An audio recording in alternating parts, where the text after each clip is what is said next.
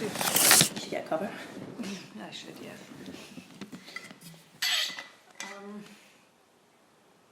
Yeah, there's so much. So much.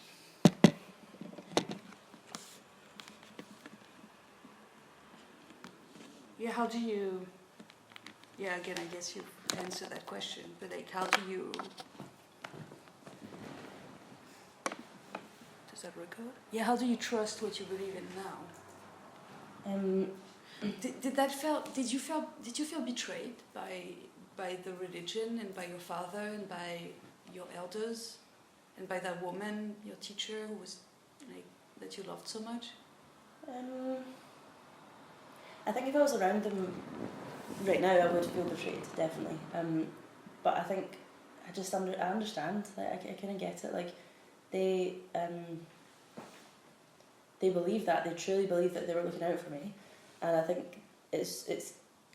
Do you think they were looking out for you, or do you think they were trying to control you?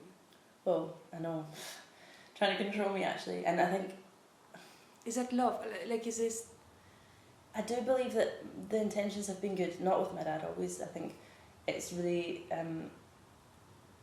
to say that, oh, I'm harming you in the name of love is a really horrendous thing to do, and I think I still will call it love when it's definitely not that. Just like the ways I harm myself, I think, are caretaking, and they're definitely not. It's not actually taking care of myself. But I think. Do you think the church's intentions are love? The actual organisation, I don't know, because the elders, I think a lot of them really do believe it. Like the way that they all sit, and it's really theoretical, and I do believe most people in that religion believe that what they're doing is, but yeah, probably the main body at the top, like there's maybe I think 6 ladies, I don't think they do, because how could they look at all of the facts, which is this amount of paedophile cases, this amount of suicides. I don't know if they just ignore those facts or they look at them and still continue. But yeah, I definitely still have an attachment to the religion in the sense of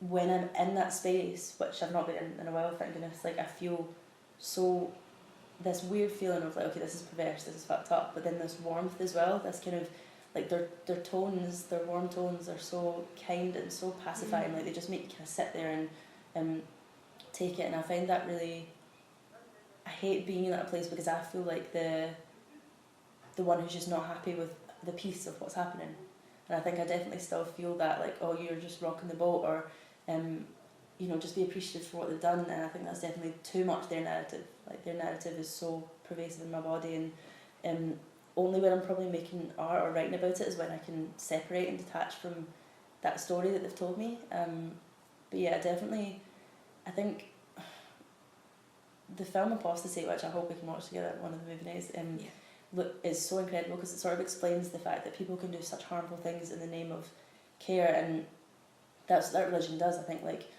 my dad, maybe not my dad, but definitely this, okay, I know this is hurting you, or here's this control, but I'm trying to save your life, and they think that they're doing that, and it's like, okay, if it's a matter of saving your life, you'll do anything, you'll hurt yourself in any way. Like if I say, oh yeah, you should feel ashamed, you should do this, you should punish yourself, because if you don't, you will die. It's really important to... But there is not accurate. An injustice between, and a very strong injustice between men and women in the religion. Men are like better off than women. Women have very little rights. Yeah. Do you think that comes from a place of care? No, I know. I'm so still. No, I'm not trying to convince you of something. No, I'm just you are right. Asking and you, the questions are really making me think, because almost to survive in that atmosphere, you have to say that it's good for you. Do you know what I mean? Yeah. I think which must be what I'm still doing, because when I said to my sleeping doctor, she's such a strong, would-be empowered woman if she wasn't in that place, and I think I said to her, like, how. So, for example, I would go to church every week and the guys would be talking on the platform and they would just be so uninspired and bland and boring and whatever, and just not, they talk about this being the spiritual feast, and I just thought, this doesn't feel very spiritual. And I said to her this when I was leaving, because we had to have a big talk before she was going to let me out of that room. Like, it was a horrendous night. It was just hours and hours of arguing, and she basically, I said to her, I was like, you care more about God and this religion and these beliefs and whatever, and you care more about the people in it than the guys on the platform, so why are you not allowed to be in the platform? Because you're the one that instilled my faith, not them. It's like, you're the one that, whatever. And she just said, she has to tell herself this. She said, like all the other women do, they say, oh, I wouldn't want to be in that place of leadership. Like, I'm too, as a woman, she was like, I'm too emotional to be in that place of leadership. And I was like, no, she's not. She's such a good, rigorous teacher. But this is what all the women said. I used to say it, which was like, oh, I'm not allowed positions of authority in the religion because it's not my role. I'm the receiver, and that's why. And it would be too much. I'm so grateful that God hasn't given me that responsibility. It would be too much for me to take. So it's completely infantilizing your own self, and just kind of And I just remember looking at these guys going, they can't deal with that authority. Like, you could deal with that authority so much more. And I really it's so interesting that she's still in that religion, just because it's so so harmful to her. And I can tell she's not comfortable with a lot of the roles she's got to take. Like, you have to wear there's a scripture in Timothy, I think, that says like a woman should not be permitted to teach a man, but she has a lot of basically, I would call it students. So she kind of goes and preaches to all these little people, young people, and there will be a boy sometimes because there's not a man around. So she's teaching a boy. So what she has to do is wear a head covering when she's doing it, and that's a way of like almost saying to God, oh, I would feel ashamed. Like the scripture says, if you're not teaching with a head covering, you're basically a bald person without femininity. Something strange like that in scripture. So she would wear like a cloth or just a headscarf over her, and then that's almost saying like, I know my place even though I'm teaching to a boy. So it's almost like lowering herself to a little boy that she's preaching to. So yeah, all those little things. But I think it's very, very easy to just detach from those principles and not realise what that actually means. And I think Do you feel that in your everyday life now as a woman? Do you feel like it's not your place to talk back to men, or it's not your place to? Is there a little voice in your head that tells you to stay in your place as a weak woman? I think probably, but I think that's more so maybe because of not wanting anyone to feel uncomfortable, and also not feeling like, I definitely used to think, okay, everyone else has authority with what they're saying more than I do automatically, and I don't have that so much anymore. Like, I can disagree, but not to the point where it makes them uncomfortable. But I find that quite hard to do still, and I think it's so difficult because a part of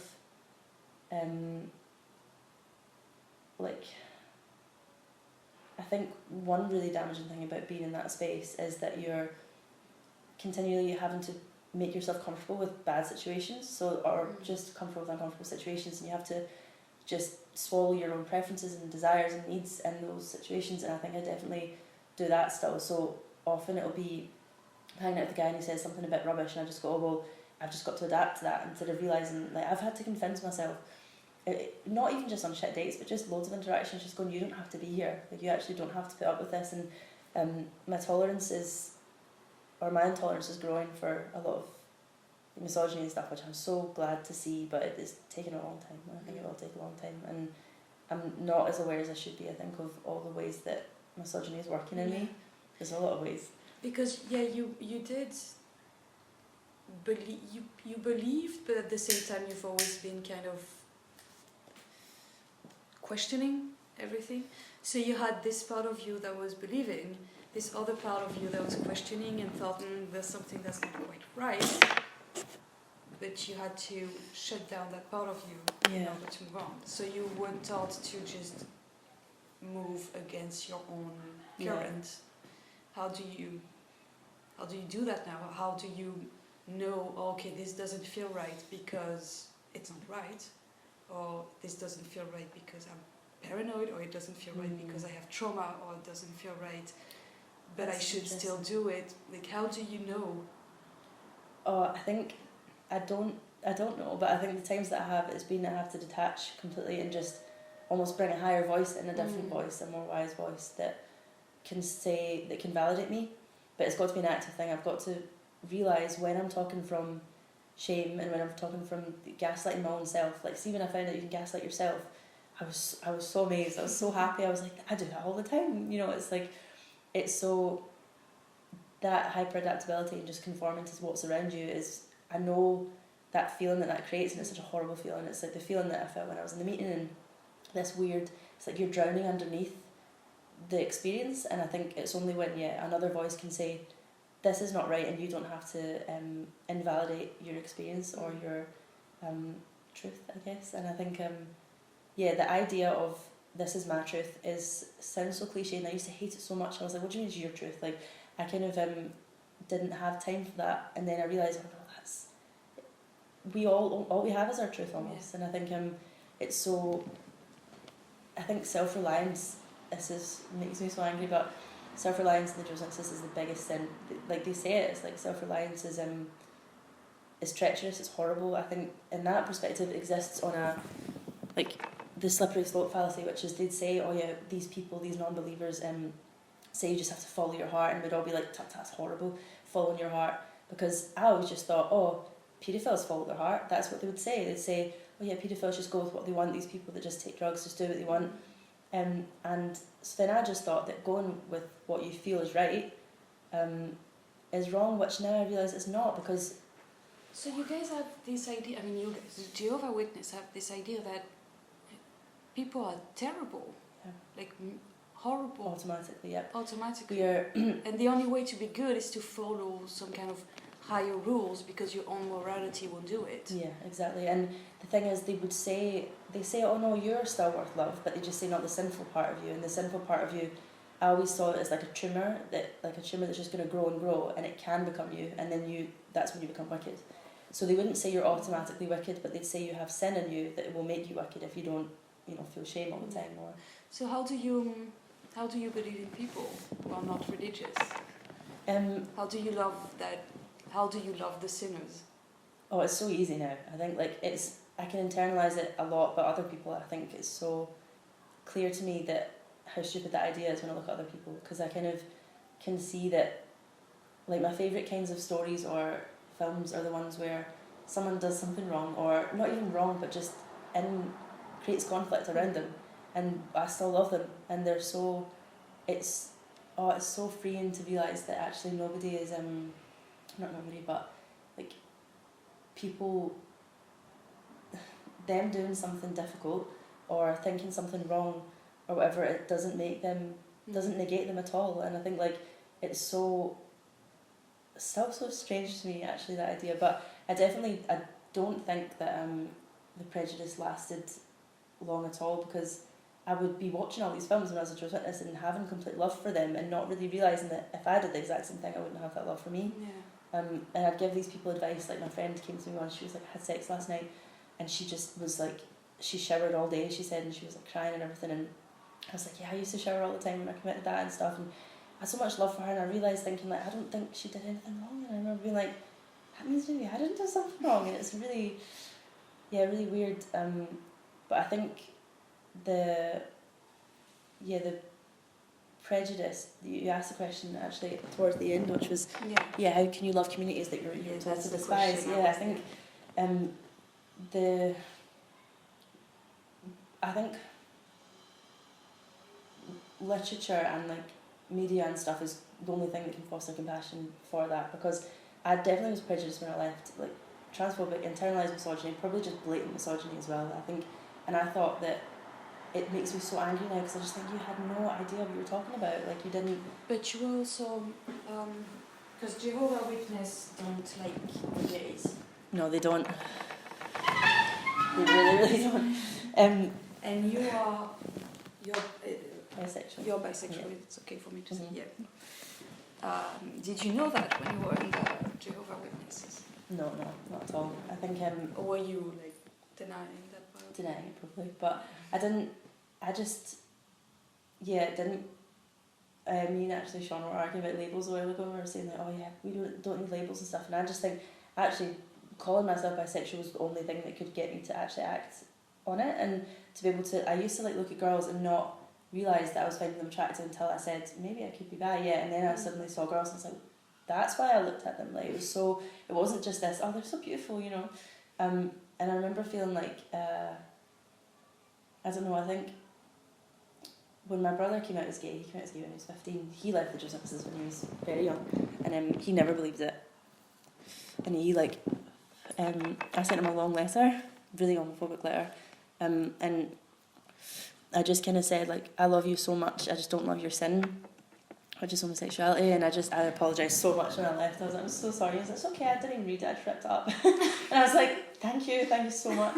But I think I just thought like, that's a thing in him that he can change. And I just thought I remember feeling really sorry for the gay people in the Josephses, because I thought they either have to stay single or, realise their straightness and then get married. Like there's guys that actually get married that are gay in that religion, and just, I think it's so, I don't remember what you asked there about communities. Yeah, I think so... Yeah, because like you went all for it. Like, so you have you're bisexual, your boyfriend is bisexual, one of your best friends is gay, your flatmate is bisexual. I think most people I know just and you don't know anyone that's really straight. I know. I don't think that many people... Well, I don't want to say that straightness doesn't exist, I'm sure it does, but yeah, there's not a lot of quite fluid. Yeah, it's very fluid around you. There's a lot of non-binary trends. So you went like from those are sinners to those are my family. Yeah, that's good. Thank God. I know. I think all it takes is getting to know somebody. That's it, because it's very easy to dehumanise a type of person until you realise that they're not a type of person. Like they're just a person, and I think this is why I'd say that it's easy to have love and compassion, because if I notice a bit of prejudice in me, I'll actively now go and seek those people and hear what they have to say about it. So like looking at, for example, ContraPoints. She's fucking incredible. So when I listen to her, I just thought, this is the trans experience. It's not what you see on those fucking Daily Mail articles, and it was completely humanising. And I think what is so strange to see is like Josephs won't look at material that's got like a homosexual couple in it or whatever. So even Dylan's grandpa the other day came up for lunch, and it was nice at first until he said, oh yeah, the homosexual propaganda in the BBC News, and he was like, I used to love Leonard Duty, and then they introduced like a lesbian couple, and he kind of he stopped watching it because of that. So there's this active, we are not going to humanise these people at all, which I think is so, it's just so horrendous, because at least look at the people, look them in the eyes and say, I want to invalidate you and your experience. And I think even so, one example of this lack of compassion until I understood what it felt like was the Me Too movement. Yeah, I was really would read all those articles, hear what my dad said and everything, of just like, oh yeah, those women just benefited from their sexuality and then turned around and said, oh, I'm not happy with this. And I can't believe I thought that, because I watched Bombshell. Have you seen Bombshell? No, not yet. It's such an amazing film. And I think it was watching that really jolted me, and I just thought it is such a horrible thing to say, to even think that is... You're not thinking of the women when you say that. You're not thinking of the women. And when I watched that film, I realised what their experience is like to be in that place where, okay, you're either going to be fired or you're going to be disapproved of, socially excluded, or you can just go through that horrible sexual experience. Like, that's the choice that they're given. It's not an amazing career. Do you know what I mean? It's really... Yeah, and I think I really want to tell my dad to watch that film, but I know he wouldn't do it, unfortunately. But yeah, you just really have to think of the people that you're being prejudiced against before you can be prejudiced against them. Do you think you still have some prejudice that you're internalizing? Yeah, I think so. And I realised when I watched Bombshell, because I was so shocked that I would even speak against the Me Too movement without at least caveating it with that. And I think it's really hard for me to, I don't know, I think I was talking to a guy a few months ago, and I think I told you this. He said, oh yeah, feminism, he implied that it was male hating and stuff, and I kind of know what it's like to feel that perspective, really used to have a pure incel sort of attitude towards feminism completely, and now having that shift, it's a slow shift and I'm getting further away from it. But it's just, when he said that, I just thought, do I have to explain? I just wanted to say, watch this film, read this book, read this, because he's not looking at the feminist perspective at all. He's just looking at the male perspective against feminism. And he said, like, you know, feminists can do what they want, but it's not what they should be doing. It's what you should. It's the beliefs that you have, and it's the beliefs that we have about ourselves. And I think, art is definitely the thing that will foster compassion. Definitely, I need to. So that goes with the question that you didn't want me to ask. You can ask. If you feel like, because you were in school with everyone else, with the sinners, like the people, non-religious people, and you would see them as sinners, and you had all those concerns of the end of the world, of morality that young teenagers usually don't have. I mean, not as bad as that. Did you feel like that you had access to a godly place compared to them, and that they were just sheep or stupid, and that you knew the truth? Yeah, I think it was that pride was probably more so about the religion. Like, okay, they have that truth. It wasn't. I felt like I had it, which was really patronising. Like, my letter to my brother was very patronising, and I think I definitely in school would either, when I looked at the people and met people, because I did still connect with some people, I was just a little bit detached, and I had this perspective of, I wrote in a poem, it was like, pity them or fear them, but just never get too near them. And it's basically, I would look at these people and just think, oh, they're amazing, but they have no idea. Like, they have no idea what's coming, and just, I definitely, there's an immediate self-righteousness that's just assumed with that, and I'm so embarrassed by it.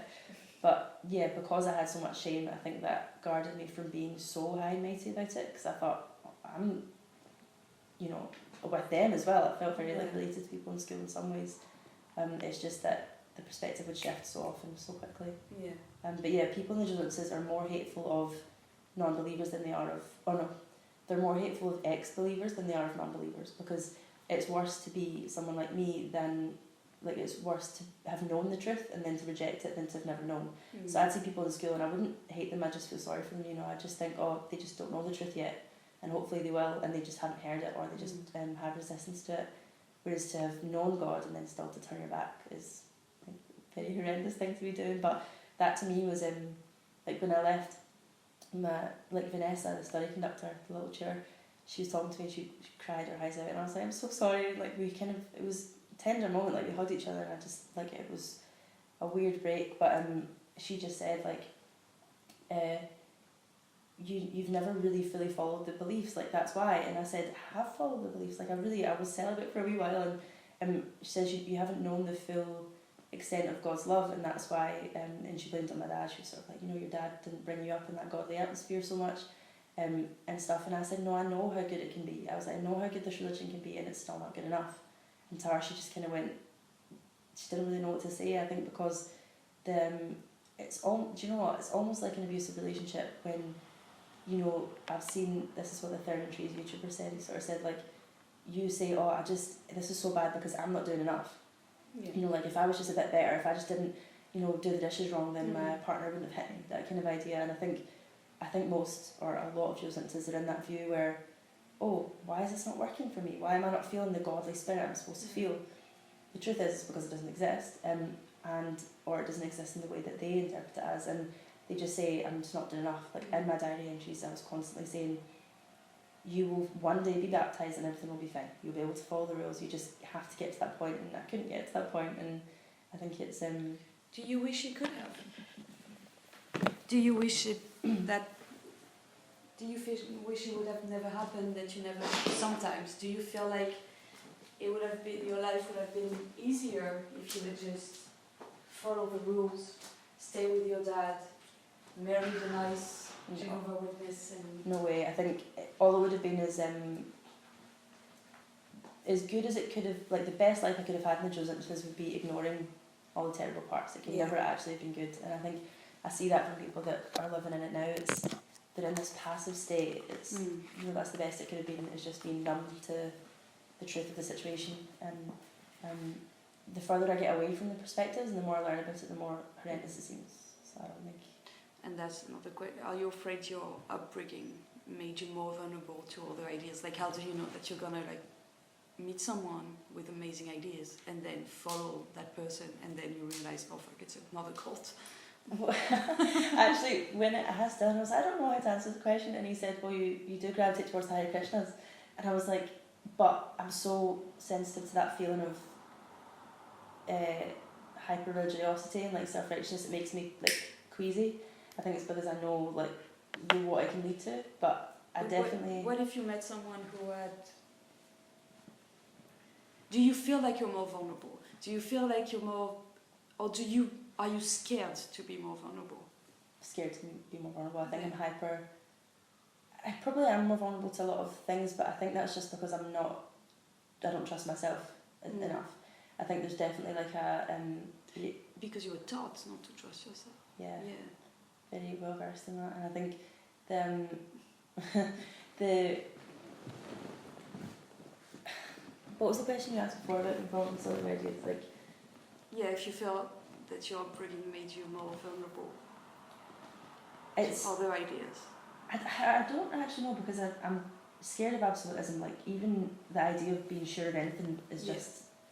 I want to be more sure of things actually, but just not sure of an external validation. But I definitely, it's probably made me more vulnerable to other people, because the kind of affirmation I would get in the Jesuits is that things were going well was praise around me. It'd be like, oh, you're the like. I was definitely seen as a lost sheep because my dad wasn't Jesuits at the time, and because my mum wasn't. So everyone kind of, all these adults were almost invested in making sure that I was gonna stay, and they're like, you know, it's so great that you do this without your parents and your family and whatever. And the social approval was a big deal, and that's where I got validation. So I think I have sought validation from external means, whether that's people or whatever. So if someone just doesn't approve of me, it's almost as if, like, oh my god, that's the worst thing ever. It's maybe, and it's only recently that I got, oh, but I can approve of myself. Self-validation exists, and I think it's really not a safe place to be when you're wanting approval from other people, and it's not, because then you can't come into conflict with them, you can't disagree with them. But I think what is a good, even though I think more vulnerable to other ideas, I think I definitely realise that you can pervade a space even if you feel like you can't. So like when I think the reason I perform poetry is because you are in an atmosphere of just, you know, people socialise and whatever, and then you just push through it, like your tone and your creative ideas and whatever can pierce that space. Whereas in the Jones I didn't think I could do that. Like, you don't feel like you can, like they sort of dominate, their beliefs dominate everything, dominates reason, dominates emotions, dominates your whole self. And I think even though I'm aware of how strong and powerful that can be, I know that it can be subverted, you know, you can pierce that space. But it's just, I just want to practice that more. I think I'm definitely very far back in that process. Well, that was gonna be sorry, there's so many stuff. Okay.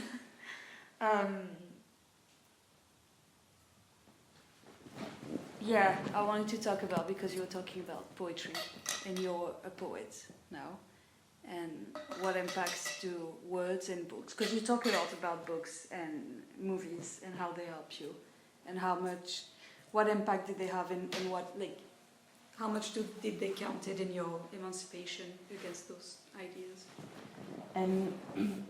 A lot, I think, because Inversions, it's their language that they speak in. It's like a whole different language. There's all these terms and buzzwords, and that keeps you trapped. I think to realise that I can be elastic with my own words is a counter to it. And I think like, I almost, obviously, I don't know, it's an interesting question whether you can have consciousness without words, but I think when the reason I've kept a diary since I was so young, and more so now, is because it's like I almost can't, it's hard to accept the truth of a situation unless you see it written down in words. Like, for me anyway, I think I have to write so candidly and be so explicit about it to realise the truth of the situation. Like, sometimes I won't realise, there's so many things I won't realise until I write it down and see it and just go, fuck, that's the truth right there. It's not these assumptions you've placed on it, or these feelings. I don't know, I think when it comes to my actual emancipation in the future, completely or a bit more away from all the beliefs and stuff, I think, like, when I was younger, I used to carry scriptures all the time. I'd have my wee favourite scriptures and like a little, really cute little book with my favourite scriptures, and they'd comfort me.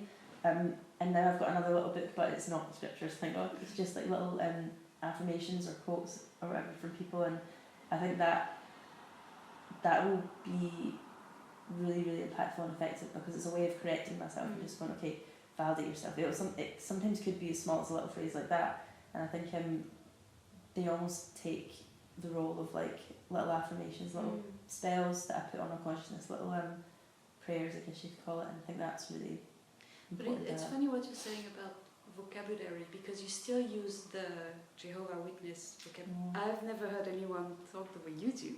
You say the words like sinners, being shunned, apostasy, yeah. apocalypse, like all those words that are in no one else's vocabulary. I've never thought of anyone as a sinner. I've never thought about sin even. And so you trying to create your own language and still having that impact of those words on you. Like again, like guilt. Guilt is a very religious thing, so I guess we all have this guilt, but I was wondering if maybe like as a part of healing it will be to find like new words to define what you're feeling. So like instead of saying, oh, I felt guilt, maybe find a new word for it that has nothing to do with trying to completely emancipate from the vocabulary of what ties you down. Yeah, it's a really good point actually. Yeah, because obviously those are really loaded terms for me. They are very loaded, really triggering. Yeah, definitely actually. And to not see yourself as being shunned or as a sinner, but see yourself as like an emancipation or independent woman, or like something that will be maybe more. Definitely shifts my consciousness in a big way actually. Yeah, definitely. I know. I think when I actually, this is strange, but I think the idea of being a sinner as well puts my mind into a narrative of like the fallen person. I definitely feel like a fallen person, and I think that's something that I'm slowly getting away from. And a big big thing that's helped with that is I wrote down, I think it was like this therapist online said it, she said like write down all the things that you're proud of yourself for and the things you've done well in your life.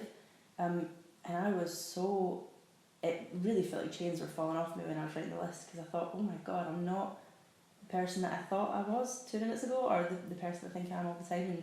And to actually see that I do what's good for me a lot of the time, like I do try, and that was so freeing. I felt like it was a huge movement in my body from going from being just a sinner to actually somebody who's quite capable of doing all right. And it's really it's so, I think a big reason though that stopped me from feeling like I'm actually just an emancipated woman who's working towards these things, I think that's actually true deep down, but because I do have this need for control and for like extreme scrutiny over myself and self-awareness, that my therapist was saying, you're not doing that from a place of self-care, like that's coming from a place of self-hatred really. And I thought, no it's not, like I'm trying to help myself. And she said, well, just ask yourself, am I saying these things, am I trying to invalidate my own experience from a place of shame and from a place of this is dangerous? It's like you're not as dangerous as you think, she said. And it was so beautiful to hear that. And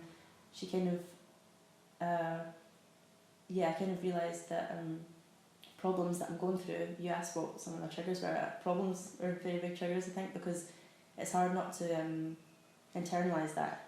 And I think since actually hanging out with people like you and just a lot of friends, I realised that we usually be going through something, somebody will be going through something, and then we don't have to immediately internalise it. It can just say, oh, this is a part of growing up, this is a part of life, this is a part of a process, instead of just immediately proof of my failure. You know, it's a really different perspective to have, a different lens to take everything from. And I think it's so weird because I feel like my conscious mind is so tainted by all these ideas and stuff that it's almost like I can't even use that mind. It's like I have to go into my heart and just say, come from a different place completely, because you can't untangle all this weird stuff. You just have to shift completely. But that's the thing that surprised me the most about you, is that you're so like, you think so much about stuff, and you have so much like such a passion for words that you actually decided to make your entire life about words. But you still use those really like loaded words that are like really heavy, and even just like, and don't know anything about Jehovah's Witness, but just me hearing those words, I'm like, oh my god, that's so scary. Like that's so heavy, and having those words in you and about you is like so strong. And just so the idea that you never thought about like those words and how loaded they were, and then when you made your whole life about words, it's very interesting. I know, it's obviously just trying to replace those words instead of getting rid of them, I guess. Yeah. And I know, I think because it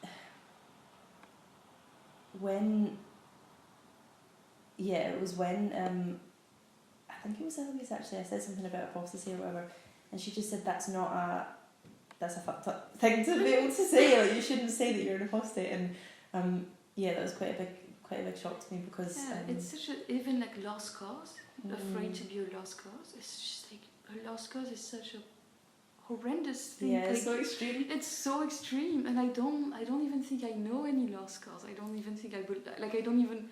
My mind can just I can't wrap my head around that term, and to think that there are lost cause, that you could be a lost cause for who?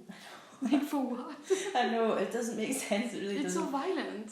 It is, and it's so just not compassionate at all. It's really and not to yourself either. To think, oh, maybe I will become a lost cause, but it means, would that mean that if you don't fit your morality or your own idea of yourself, does that mean that you're gonna give up on you? Does that, like, it's not very self-loving. Definitely not. And I think because self-love is so, they say self-love is dangerous as well. They say, God loves you, and it's not really a priority to love yourself at all. And I think that's what's so difficult. Like, I always thought that self-love meant that I would just be excusing all my behaviours. So, which to me, like my therapist was talking about this as well, she said, you've got a lot of resistance to showing compassion towards yourself.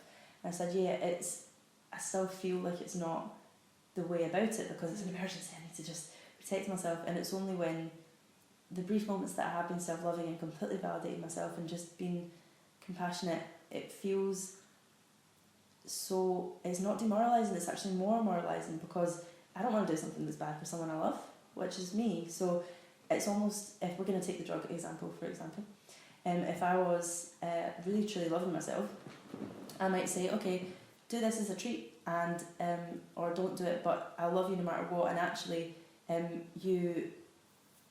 the weird thing is, the more I love myself, the less I'm gravitating towards those things anyway. Because if you aren't loving yourself, you're falling down a road to self-destruction away. So I think it's just a matter of reminding myself of that. Like, to come at places from self-love is not excusing behaviours, it's actually just enabling good behaviours. Yeah, but that's the thing. I feel like your religion, like, again, I'm not trying to judge your religion, but like your old religion. No. But you can judge it. It feels like okay. It feels like everything that's good becomes something really perverse. Like, for example, like guilt. Guilt is a very human thing to feel, and you feel guilt when you hurt someone. Even if you don't want to, you're gonna feel guilty about it, and that's what makes you human. That what makes you not do it again. That's what makes you apologize.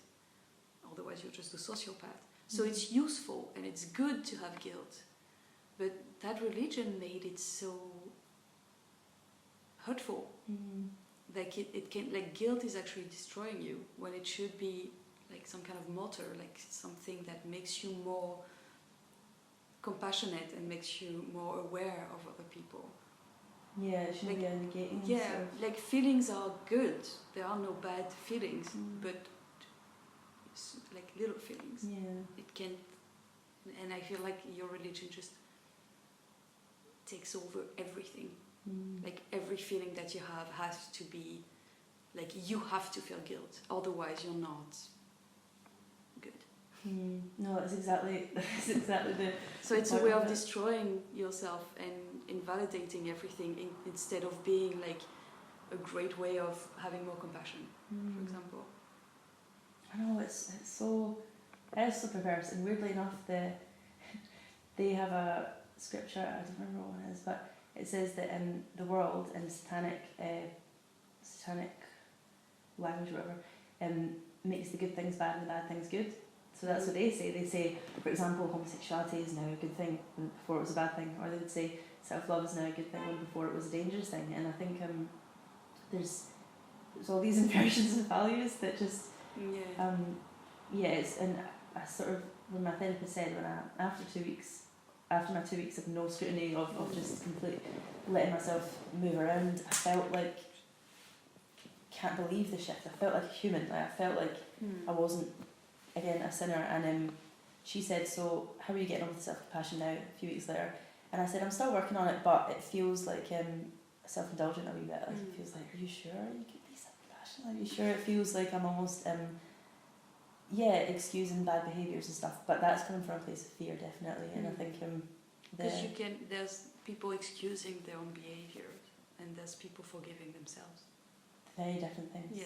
Very different. And it's strange as well, because if you don't care for self-love or self-compassion, it's almost harder to accept the truth about yourself or whatever. Yeah. You know, it's harder to admit mistakes because you're so defensive, because it means so much. Yeah. Whereas see, to be able to admit a fault and say, oh, I didn't really do that well there, and it not meaning that you deserve to die. Like, that's and it's not a big deal, thing. it just happens. Yeah, and you'll do better next time. Maybe, or maybe not. And it's okay, you won't die. That's very motivating. It's really, really motivating. And I think it was Eloise said something as well. She said, do you self-praise ever? And I was like, what's that? And like, no idea. And the point was, we were making music together, and I was being quite like annoyed at myself. I think she could tell I was quite annoyed at things. And she said, what you've got to do is, instead of jumping over, she said, I was just trying to like jump over a river without taking little steps. And she said, you've got to take little steps along the river, and then validate yourself as you go along. So going, okay, I'm so glad that I wrote that poem today, that was great. And I was just like, really? I can give myself that? And then I started actively doing it. So before bed, I would write like the good things that I did that day, and then the things I wish I did better. And I'd write like, oh, you know, you're really productive, you did this. And then I remember feeling like it was almost as if my core was becoming stronger and fuller and larger. And the next day I was so much more inspired to do what I wanted, and to do the right thing and stuff, because I cared about myself, and because actually I would notice. Do you know what I mean? It was actually like, you know, if your parent's going to give you a big cuddle for like tidying up, you're going to want to tidy up. Whereas if your parent's just like, you didn't tidy up hard enough, you know, that motivates to tidy up. And I think it's so effective, and I need to remind myself of that, because it's so easy to... Yeah, and it's something that you know because you do it with other people. I've never heard you say anything negative about me or my work or Sean's work, or like, you encourage people, even if you're not there yet. Doesn't mean that you don't encourage people to get there. You don't it's loving the steps and not loving the failure too. And not loving the what? The failures, because how it's like for your poems, I'm sure you don't write it right away and then you're like, this is perfect. No, it's a long way. Well, to be honest, I think that's why I like writing poetry so much, because it doesn't feel like the stakes are very high. It feels, you know, in the real world, it's quite easy to criticise failures and stuff, because I feel like, it could lead to all these things, whereas writing is a safe place where, you know, like, the poem can look just like a fucking pile of garbage, but that's okay, and it's like a matter of following my instincts, and there's no danger at the end of it. There's complete acceptance of all the blunders, and that's the perspective that the more I'm writing and doing art, the more I can take that into reality. Do you still find a kind of a refuge or comfort in the Bible? Is it the Bible? Yeah, the Bible. I don't know, I've not read it in a while. I think I definitely find comfort in having, like I said, those little scriptural things. Like, I'll almost treat certain books like the Bible, you know, be philosophy or sort of Marcus Aurelius' Meditations. It just feels like a Bible. There's all these tiny little verses almost of like moral points and stuff. But no, the Bible is just disgusting a little bit right now. Yeah, some scriptures are really quite beautiful and tender, but now that I read it and think people read that literally, it can be quite disturbing to me. And funny. I don't know if it's like you notice that, but when you talk, like when you try to say how you feel, you talk about your body a lot, like how you felt in your body, like your feelings are very much physical. Like you say, oh, I felt like when I heard that it's like my core was expanding. It's like I could feel my body relaxing. Like it's very like you have a strong like you feel your emotions in your body. And I was wondering, when you grew up, how you were taught about your body, about sex, about being a woman, about love, about just void. Just kind of none of that. I think the reason probably I talk about my body responses so much is because now I can listen to them, and that's quite a surprise. Because, like I said before, it's completely squashing that, and that feeling of drowning, like my thoughts drowning, or just it feels like a very physical thing, and I think it's almost like you're being enmeshed in the atmosphere. So now I can I'm trying to notice more and more when I feel that, and just going, okay, why do I feel that? And I think I learned recently that that's when you're not boundaried at all. When you're not boundaried, you sort of feel like you don't have yourself and your space, and I feel that kind of getting pierced quite a lot because I don't have many boundaries up. And I think, yeah, that's a very physical feeling. But growing up, there was no... Because you were also raised by a single dad. Not only was it a single dad, but he was also a Jehovah's Witness. So like, did they tell you about the changes in your body, your periods?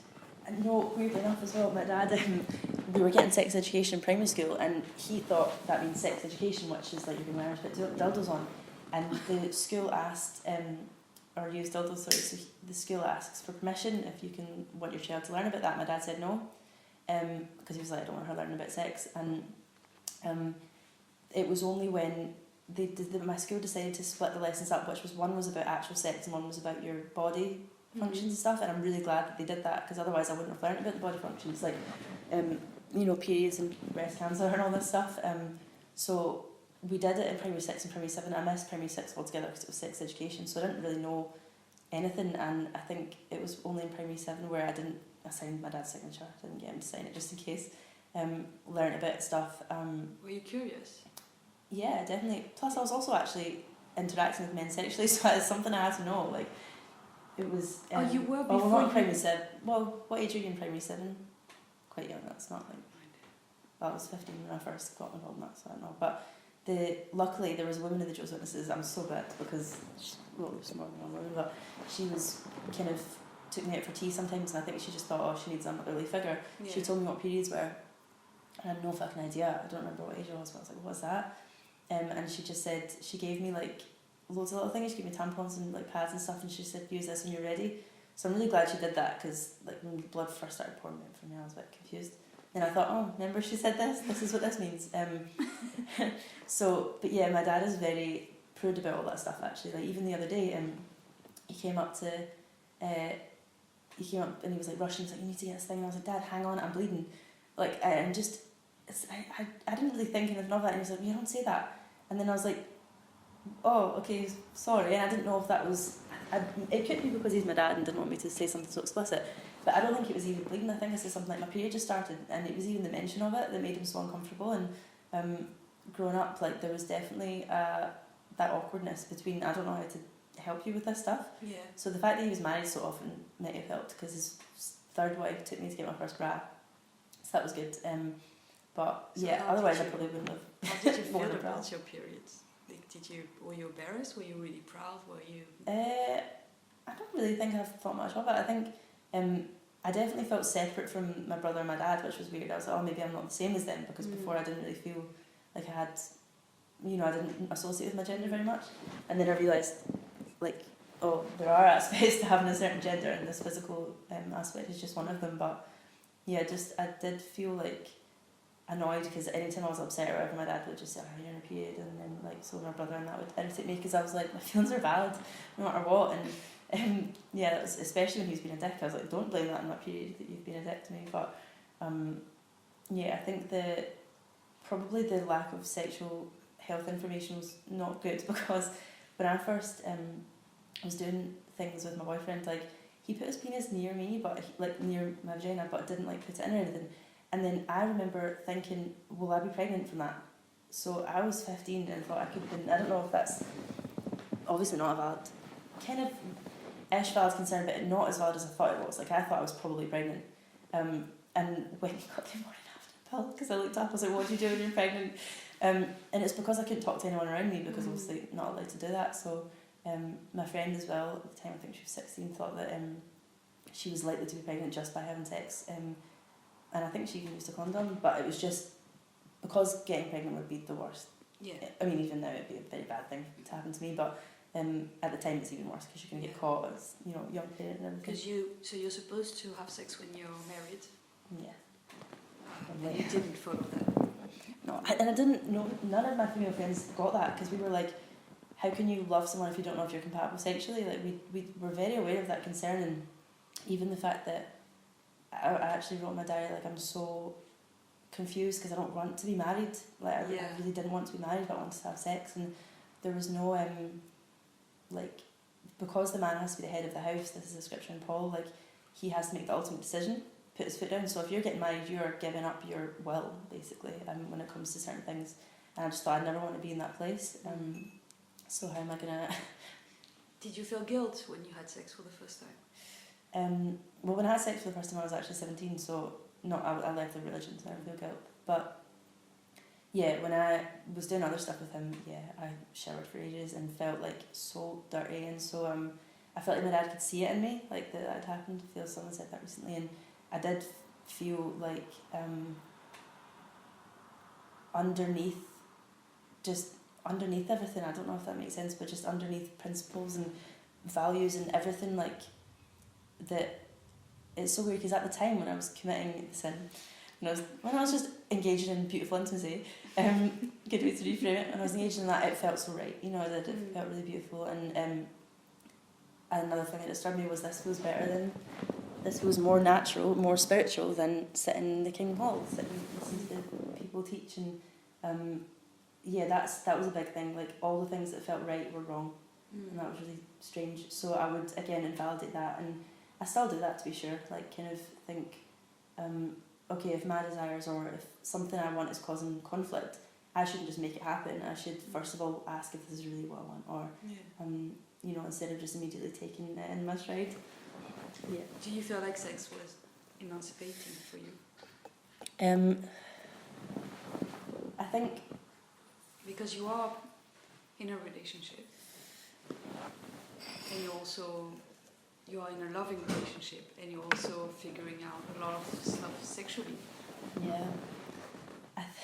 I think sex definitely can be emancipating, but I'd say sensuality is more. I'm talking about this because there were things that I thought were sexual, which now I'm realising that's just kind of creative energy and like sort of sensuality. So there's moments that I find, talking about the elbow touch the other day, like things that can feel so intense, and I want to make more room for that in my life, like sensual aspects of life. And I was writing one of the answers to the questions, and I was writing, what to me feels like this sensual energy that I feel could be really freeing.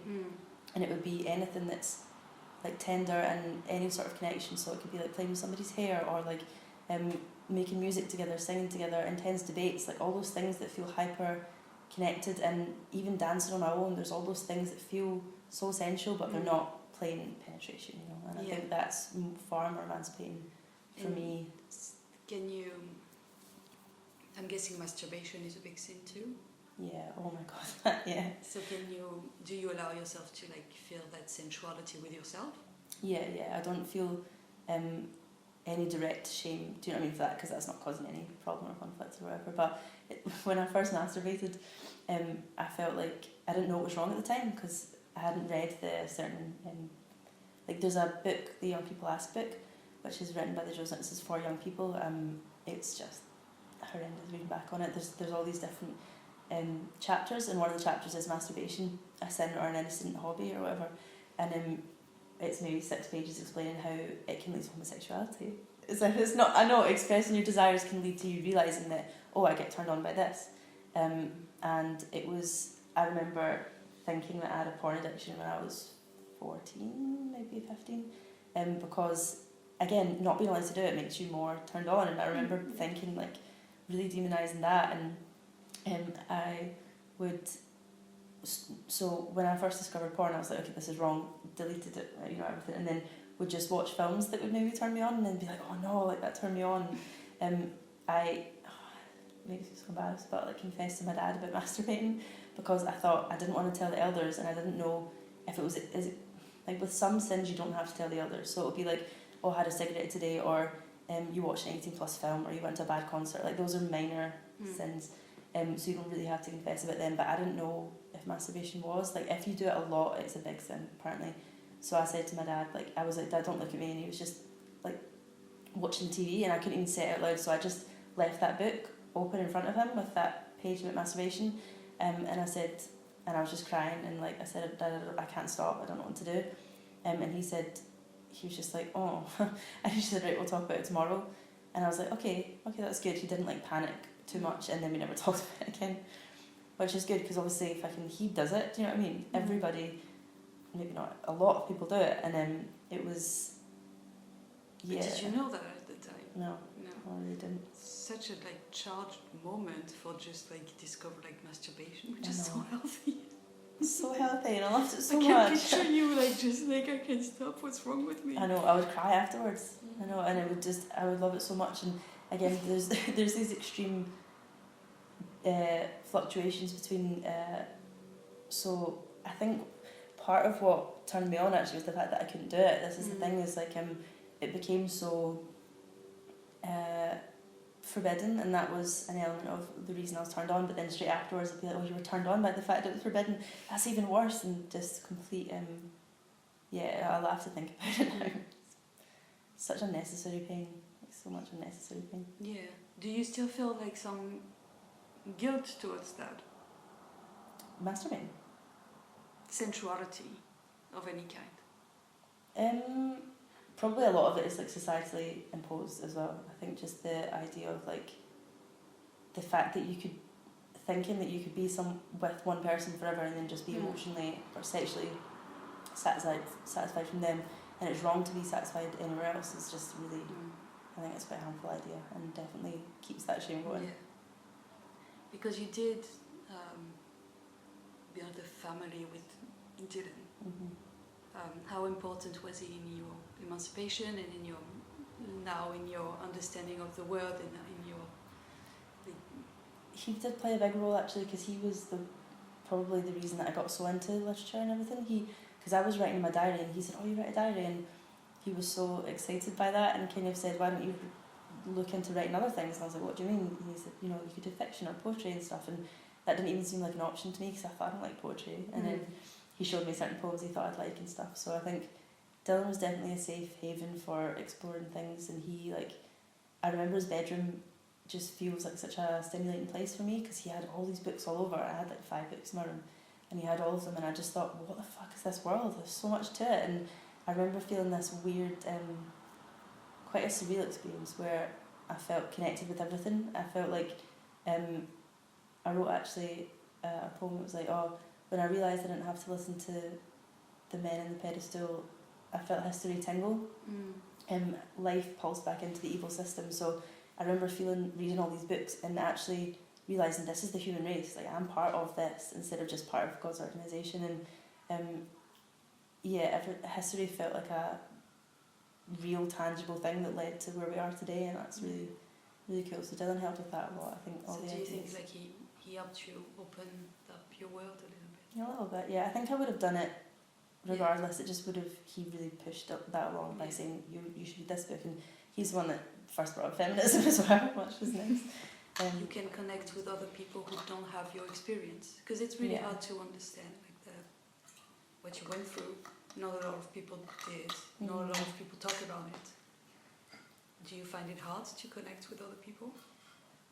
I used to a lot. Like, Dylan was my only point of contact for the world. I think now it's totally fine, because I don't really identify until right now in this conversation. I've not identified in a long time with the Josephses, so it's almost like a different life, a different thing. And even though it still works in me, I feel as though other people understand the issues and the problems. So maybe not the exact concept of sin, but people understand what it's like to feel like there's something wrong with them maybe, or things like that, and I can connect with them in that way. But before, the only people around me were sort of obviously no doesnt friends anymore, so it was like Dylan and then people in my work, who I remember thinking that this is what life has to be. It was like, oh, do we have to just now become subservient? Like I used to think that living in the modern world just meant spiritual starvation. Like it just had to mean that.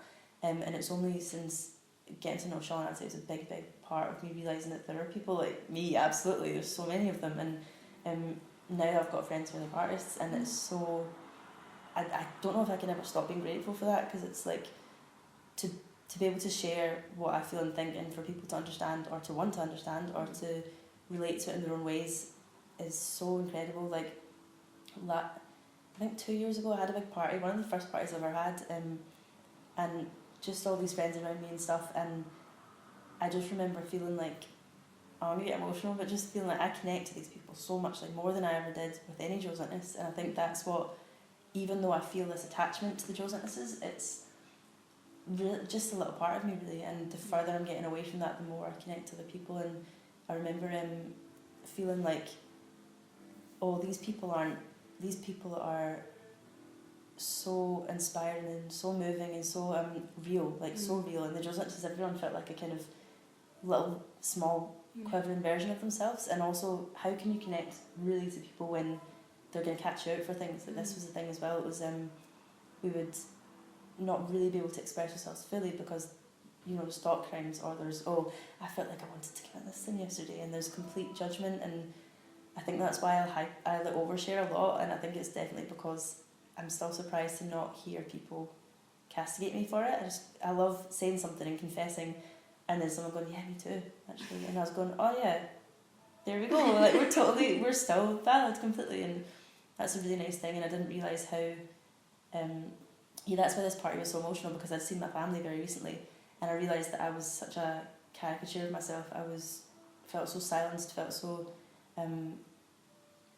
paper thin almost, just like kind of, oh, not a real person. And then when I was with my friends, felt so full and felt so expressive. And yeah, I just, also somebody that night told me about how their dad, how they feel like that around their parents as well. And I just like, I won't say who it was, but I kind of saw them dancing, being able to be gay. Not, it wasn't even Sean, but he was just able to be gay and just dancing to himself, and was so, I thought, you look so beautiful dancing like that. And just thinking, your dad's never going to see this side of you, and that being sort of a sad thing, but also a really amazing thing that we can create these spaces where we can just be ourselves completely. And I see it as such a privilege to be able to see other young people, or just other people, be that version of themselves with no judgment on it, no dehumanising or no fear. And yeah, it's a nice thing.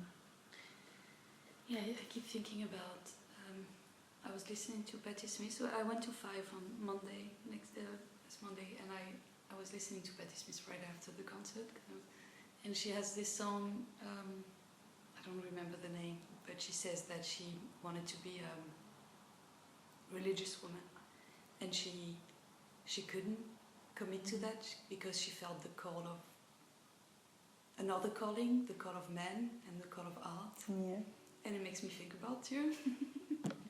You know, she was actually, her sister's a Josentness. I think the Josentnesses is the religion that she was encouraged to be in, yeah. But she's not talked about it, she's just said, oh yeah, my sister's a Josentness, and I was brought up religious, but... Yeah, she talks about religion a lot. Is religion a part of yourself too, without it being Jehovah's Witness? But God? I think so, actually. It's so strange to think now, because for so long I was queasy at the idea of God or even religiosity and stuff, and like I would go to those Hare Krishna events where it's not like in a monastery or anything, it's just these yoga sessions and like chanting and stuff, and I'd feel like, oh no, I enjoy this chanting with other people, like what if, again, I want to join this cult or whatever, and I'd be very afraid of any religiosity or afraid of faith, I think, as well. And since getting into Patti Smith and other artists who have this really much more fluid like view of faith and love and sort of all these religious themes, I realised that I can engage in them without it being dangerous. Do you know what I mean? I think that's a lot of what art is. Like, there's I'm quite superstitious actually. I guess that's anxiety, so I've been very superstitious and quite into symbolism and stuff. And you can either channel that into reality, which is not always the healthiest thing to do, or into art. And it's really nice to, I feel like when I go to concerts like Patti Smith and stuff, there's this, it feels really reverent, like we're worshipping something, and it does. And I used to deny that for so long, and then I'm like, I obviously relate to these themes and these ideas. And well, that's right, because I wasn't raised religious, and I always kind of took pride in saying that I didn't believe in God, like it made me braver than everyone else. But then I listened to Nina Simone, and I thought, I think God exists. Really? Like I think there's a God. Because she was so beautiful. Because it was so beautiful, and because what I felt was, I could not, and then I found it in art, and I was like, this doesn't feel tangible, like physical. It's not. It's not. There's something that makes me believe, like I feel my soul. Yeah. And Nina Simone was my first. Oh my God. She made me feel my soul, and I was like, that person who sings right now, this woman who's like really tall, like huge black woman with those like, she has a soul. Like there's a soul in that woman, and I think like God is talking to her. And there's something. What an experience! That's amazing. And I was like, that maybe I shouldn't be proud of not believing in God. I think I should be proud of like believing. You know? Oh my God, that's actually reminds me of when me and Sean saw Florence in the machine. That day is when, oh my God, I had sort of a similar experience. I kind of realised, okay, faith and religiosity and this love for the eternal and belief and this almost like fanaticism kind of isn't always repulsive. I was like, actually it can be a really pure thing, and it's only when it's under a sort of rule or religious system is when it gets dangerous. But I was so cynical for so long. I really didn't believe in anything, didn't want to believe in anything, and kind of but seeing Florence, like she had a conviction, which is I'm going to bring like love. She just her conviction was I'm going to make sure love is the priority. And I remember seeing how powerful that was, because we were in the front row, and she was just singing the end of Patricia, it's such a wonderful thing to love, like such a basic line, and everyone was screaming in the crowd back about how it's such a wonderful thing to love, and she told us all to like everyone was just so hyped up, and she said I want everyone to cuddle each other, and we all did it, and it wasn't like, nobody was even drunk, do you know what I mean? There was no bar at this gig, everyone was just so filled with this zealous love for each other, and I just remember thinking, okay, you can still pursue that and it not be wrong. It was such a beautiful night. Yes, I think like, art is the best religion. Exactly.